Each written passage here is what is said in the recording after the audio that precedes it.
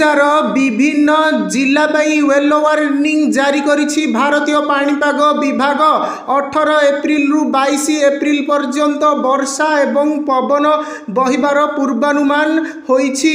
18 April Mayurbhanj, Keonjhar, Baleshwar एवं भद्रक जिले में वज्रपात सहित वर्षा एवं पवन बहिबार सतर्क सूचना देइछि भारतीय पाणीपाग विभाग।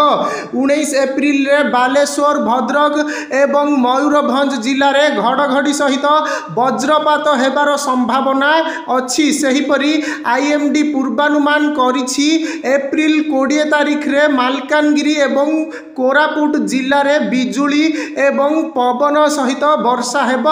पवनर बेग घंटा प्रति 30 रु 40 किलोमीटर रहिबार संभावना रहिछि। सेहिपरि एप्रिल 21 तारिख रे मयूरभंज, केन्दुझर, बालेश्वर, भद्रक, गजपति, रायगड़ा, मालकानगिरी एवं कोरापुट जिले में समान पाग परिस्थिति अनुभूत हेबार संभावना अछि एवं घंटा प्रति 30 रु 40 किलोमीटर बेगरे पवन बहिपारे बोली अनुमान करा जाउछि।